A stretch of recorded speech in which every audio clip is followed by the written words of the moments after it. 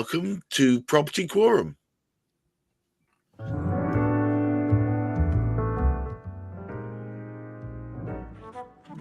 We are but three. We should be four. I believe the fourth will be making her way here soon enough. But sure enough, we have stalwarts of Property Quorum, of course, Hamish McLay of Search Convey, Chris Gilsenan of Route Home, and normally we would have Juliet Baboolal of Gunner Cook. And I think she is on her way out of some sort of meeting that she cannot avoid, but we look forward to welcoming her hopefully in a few minutes. But either way, as ever, we are mulling over issues within the property market, one of which appears to be interesting purely by its lack of interestingness, if that's indeed a word.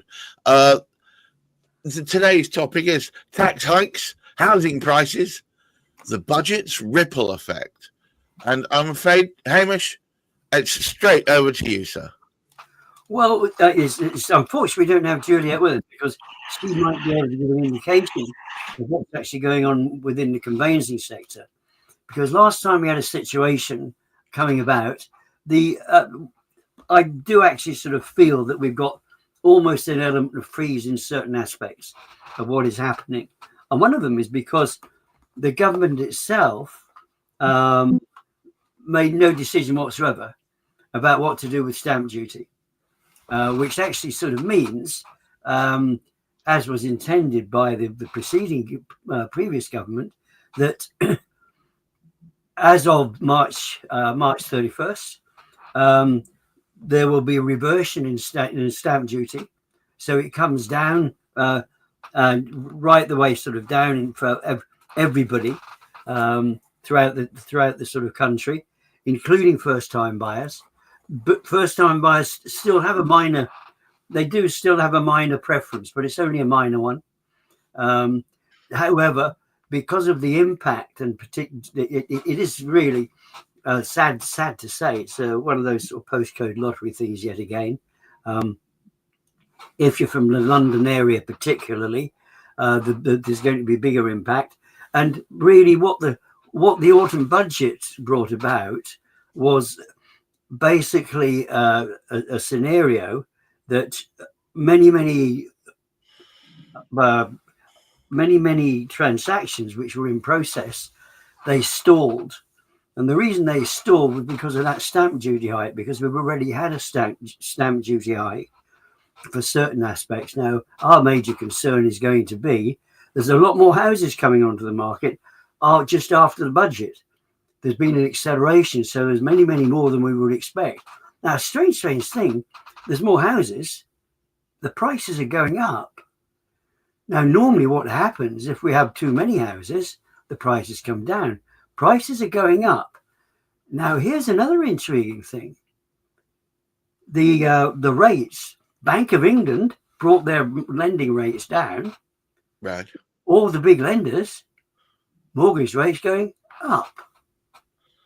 So when I say it's sort of stalled a bit, certain things are happening, but not quite what we would expect. And it's what's going to go on next, which is going to be very, very important. It doesn't make any sense. Chris, help me unravel this nonsense. Surely, if you've got more product available on the shelves of the UK's property supermarket, you'd have thought that the prices would go down. I mean, it's marketing economics 101. I think there's a combination of factors in play here. So the people that are putting the properties onto the market are placing an asking price on those properties. So that's not necessarily the price that any property is going to get agreed at. I'd say the prices that are going on, they may be going up, and that's fair. The asking prices, but people may. Vendors may be getting more confident based on the status of the market for whatever reason, because I guess inflation is coming down, interest rates are coming down, so they see those are the drivers to creating more affordability in the market. They're not, but they have some sway. Hamish also mentioned the the lending rates going up. It's an interesting one. The lenders, although they they like to beat us over the head with it when the interest rates do go up, and they all pile on the extra charges on pre-existing mortgages. The actual interest rates on the new products that are coming to market, they're not really dictated by the Bank of England interest rates. They're dictated by the swap rates, the rates that the banks lend each other money at, Right. and how affordable that money is that they borrow from each other. So if you really want to get a handle on where the mortgage market is going, you need to be having a look at the rates, because that will give you a good indication of the types of products that are going to become available, or where your mortgage rates are going to be if you're coming towards the end of your fixed term and looking to refinance at some point onto a different product. So yeah, the swap rates are very, very important for that. But just going back to the vendors with their maybe false confidence that they can now start to command more for their properties. As Hamish rightly alludes to, if there is more stock coming onto the market, there's more availability, which has increased the competition and supply. And by that regard, then yes, okay, you're probably going to see a stabilization in prices. So although we will see some properties coming onto the market, they will maybe not be getting agreed as quickly. So it'd be interesting to see how long they stay on the market, and how many price drops happen between them coming onto the market and them actually getting agreed. So how long that process takes, and then how many jumps down it takes to get to a realistic level where someone is prepared to part with their money. Because it's all fiction until someone actually puts their money where their mouth is and says, right, I'll pay this for this property. Then we know the true value of what that property is worth. I get that. So what you're basically saying is the only time you get to test the pudding is when you take that first bite, and I get that. But and also you're saying that the swap rates is the important thing we should look at. Do you have any idea of whether or not there's been a great movement in swap rates, or has it stayed much the same? And we should stop getting all aerated over the fact that interest rates are going up. Yeah, I think the swap rates are, I think, where we're at the moment. If you're seeing rates going up, it will be being driven by the swap rates. And they move on a daily basis, they move on an hourly basis. But yeah, the lenders will be looking at them on a daily basis and then forecasting and adjusting their product based on those swap rates. And it is that. And your other point was that these are purely the what we're seeing is an increase in asking prices, but the final price that's actually agreed, that's what we should really be looking at. I mean, you've been, I assume for yourself, monitoring the marketplace. The final prices that people are achieving, are they rocketing upwards too, or not?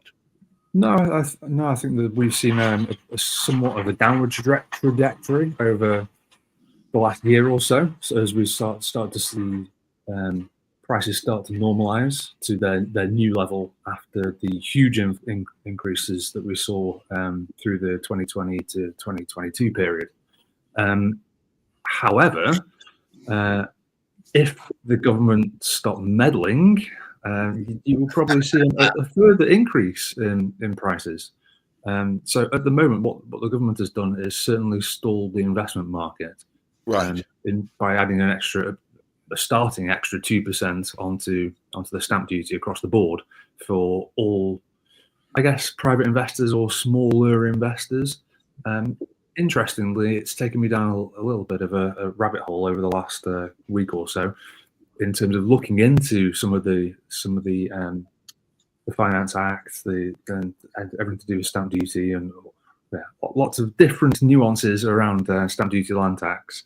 And there are some significant tax breaks for big corporate structures, real estate investment trusts, investment companies, for one reason or another, whatever you want to speculate. But they are there, where they have massive tax breaks that do not apply to these organisations. And the big alarm bell for me, it's been one that's there for quite some time, but it smacks to me that we are still moving towards that corporatization structure of these large corporate entities, and it'll probably be a small handful of large corporate entities that own all the land and all the property in the UK market, as is the case in the German market. And that's what we're moving towards. And the latest budget by the Labour government, the working man's friend, has done nothing to abate that. That's been in the tax code for quite some time. So they are, I'd say, more covertly than the last government, in bed with the corporate entities than just as much as the previous administration was. So we're not really truly red. We're certainly not blue. I'd say we're somewhere purple on these policies. Hamish, it seems to me, according to our dear friend Chris here, that there's a gentle continuation, perhaps, of some of the more corporate and large investment corporation friendly policies that there were within the previous government. Well, we actually sort of see this, and I mean, interestingly enough, it did come up almost amusingly on discussing cladding matters. Yes. And we actually sort of found out that there's one master builder being nominated within the United Kingdom. Yes. And they happen to be Barratt's. Now, in fairness, Barratt's aren't the worst of the big builders when we come to looking at the state of basically the cladding situation. However, they were investigated by the CMA because one was a little bit concerned because they just bought out another company. So they were massive anyway, but they've just bought something else. And this goes along the line that Chris was speaking about.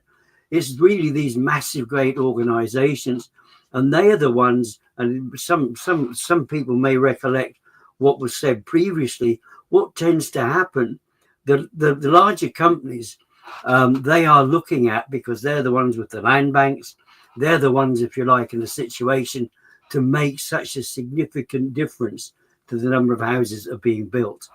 And if they decide, because it's not a good time to be building, they want to maintain prices, they will slow down sort of en masse in their building program.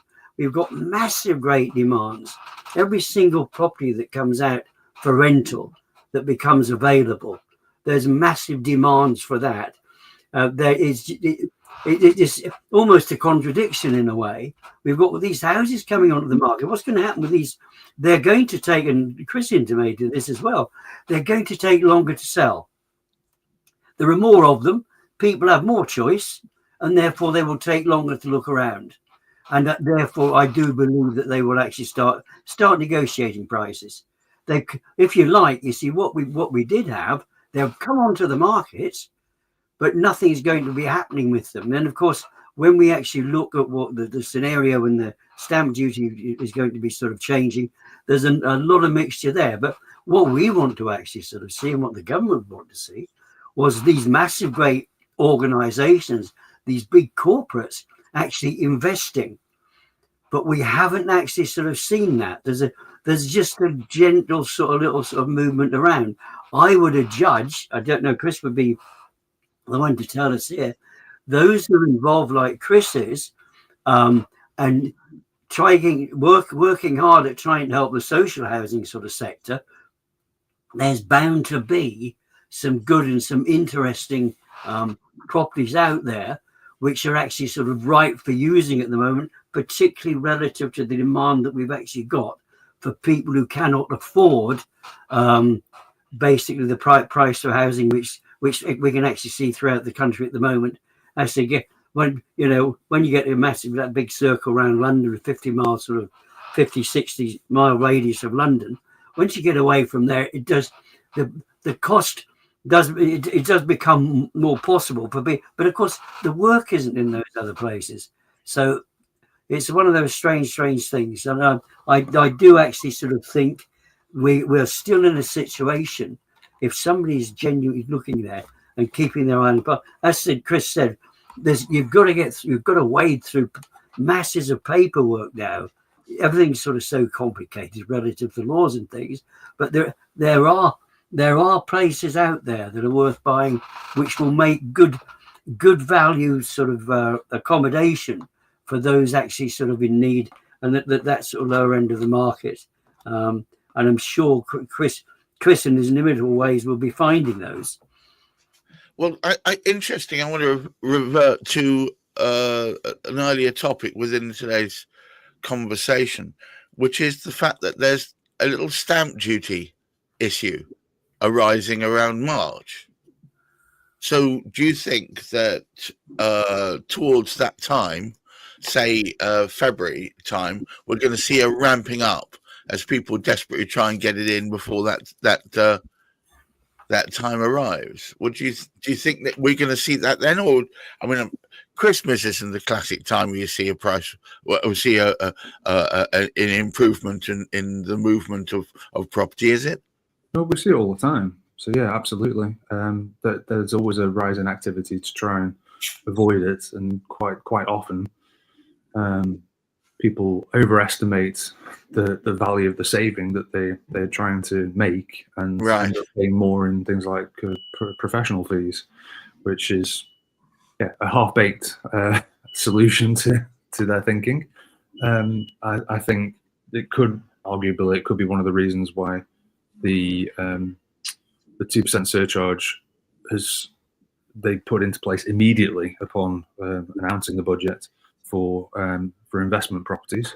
So that could be a rationale behind that one. More likely, it's as it becomes more apparent, it seems to be just a cash grab at this point in time. That the government is just squeezing stamp duty, land tax for everything it can, and in theory, it doesn't really care about the cost of property going down. It's quite happy to keep it at the same level, or let it keep increasing, regardless of what the impact is on the average man or woman, which is a shame, because obviously private developers, they're in the position where they have a minimum threshold where they need to sell the property for, so that for every property they develop, and that's understandable. They're a profit-driven business. However, this is what I've been calling for, where we need the government to step in and actually take ownership and retain public ownership of the stock that it needs to be building to satisfy the housing demand, stop prices escalating. It can absorb or sell properties for lower than market value, or amortize the cost over a long period, because they're effectively retained in the public arena. So it's still all to play for. It's still an interesting scenario that we've been presented with, and it remains to be seen how it's going to pan out. But I'm excited. I'm still interested. I'm hopeful. Well, dare I say it, you'll retain interest as long as there is still stuff to play for, and that's what you're perceiving right now. So long may that continue. Hamish, I hope so. Hamish, you did mention to me before we got started that you would have expected there to be more ruckus going on, and it seems a lot quieter than you were expecting. Well, I see a pause, because people are looking. There is more to look at now, and I think that's probably the it's not so much a challenge, but it gives people an opportunity, because there are, as Chris will always, there is always opportunity, and it's just a matter of actually sort of finding it. And what's happened as a consequence of the budget, which is what you'd expect, because that's what they were trying to. Whether they're going to get the money they were expecting is another matter, because if houses aren't selling, they're not going to be getting paid any stamp duty, which is probably why they grabbed it the way they did in the first place. Because if we don't see the movement, if people turn around and say, well, crikey, we're just not going to mess with it. Whereas the last time they thought, because savings were quite significant the last time round, it might be on this particular occasion, people sort of see it as, well, it's just not worth the trouble, because we see these marginal movements in interest rates. The trouble is they're only very, very small, and people assume, well, it's massive going to make. It doesn't make a blind bit of difference. I mean, if it's round about 4%, it's round about 4%. If it's round about 5%, it's round about 5%. A 0.25% and 0.5% here and there is not going to make much of a difference in the short term. Okay, long term, yeah. one ends up paying that much more or that much less. But in the short term, it's what's in people's pockets, and that's already been significantly damaged by various things. And one of the massive challenges that there is in the property sector, and Chris will know so well about this, and maybe that could be a topic of conversation, is the fact that material costs have gone up so much. They've gone up so much, and they are adding to the cost. Yes, okay, the big builders, we say an awful lot about those, but obviously they've got the impact. They've got to buy those. They've got to buy those materials to put them into properties long before they're going to get the money back. So they've got to. So it's all budgetary control right the way around, and I think that's why we've seen a certain pause. And we'll actually see bits and pieces on either side sort of going and happening, but overall, we are not getting more properties. That's a fact. And unfortunately, whichever way you look at it, and this is a sad thing, we used to call it the brain drain, I think, when we went back to sort of, some of us remember, probably before your time, actually, Chris, but Gareth and I remember the good old brain drain. I remember the brain drain. Around about the 70s, I think it was. What we've got now is the monetary drain. And what it is, a lot of people with money hurtling out of the country. And we've got a lot of people without money who are going to need supported by the government and local councils hurtling into the country. So there's massive, great disparity. We're losing money because if those people go out of this country, they're not spending money in this country. They're spending money elsewhere. So that's a topic for another day. Well, on that bombshell, I want to draw this to a close. Thank you so much for your sage knowledge there, Chris. And Hamish, yes, introducing a topic definitely for another day. To all of you out there, there's always opportunities in the property market. You may have to reconfigure your expectations accordingly, sometimes thinking short-termist, but most of the time thinking more long-term. Does this change at the moment really making a difference to your long-term prospects? Possibly not. We'll talk about this in detail in a future episode, but until now, thank you so much, Chris Gilsenan and Kat and Hamish McLay of Search Convey. Until next time, this has been Property Quorum.